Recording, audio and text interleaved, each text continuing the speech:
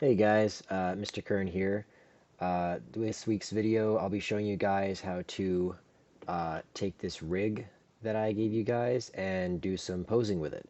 Um, I know it's kind of intimidating, all these different controls, not really exactly sure how they work, but I'll try to go through and show you the majority of them and what they do and do it while posing this guy. So I'll just run through it a little bit. If you open it up, you should just have the basic T-pose that this character is in. And you can kind of play around with it a little bit. This control at the bottom, you see all of them turn green. That means this is like the main control, so this moves the entire thing. If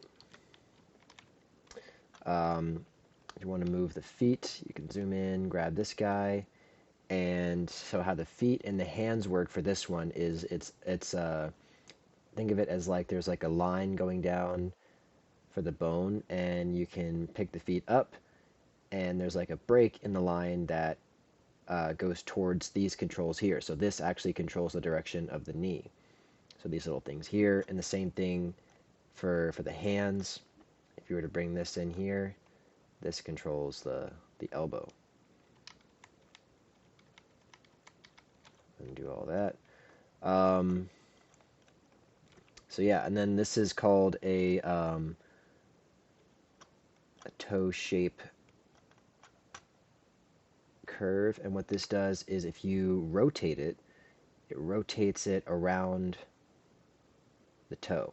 So when I was making another one of the sad poses earlier, this came in really big to create that right angle. You can see like you can go the other way as well, but like the angle of the ankle is pretty intense there, and you can't really get that any other way.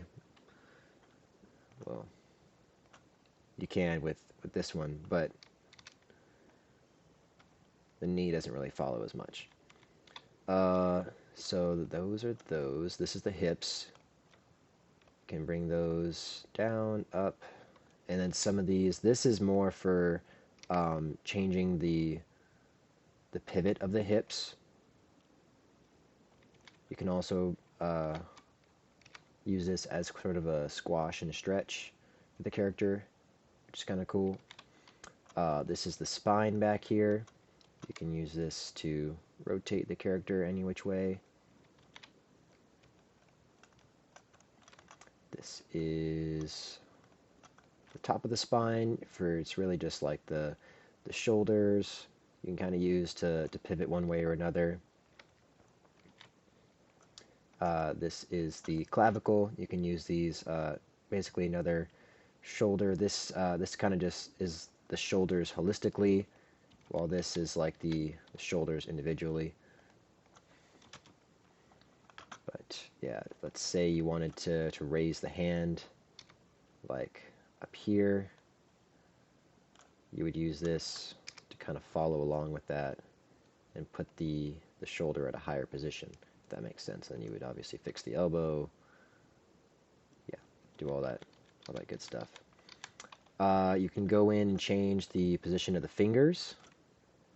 So any of these are not super individual. He only has 3 fingers, kind of bulking together. But you can move them out. You can move them up, down, any which way to create some basic hand positioning.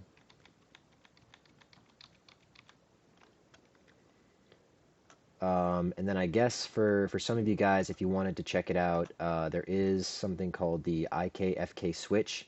I'm not going to get too far into it because it's like a whole lesson in itself, but basically you can use this switch to kind of change the... did I move this? No. Okay. You can use this to change how the arms work. I think it's the same thing with the leg for like these tools down here. But basically, if you don't like how the hand moves when it's in like this, where you can just kind of take it and move it like this, you can go into the IKFK switch and switch it, and now it moves what's called an FK mode, where it goes incrementally, and you can move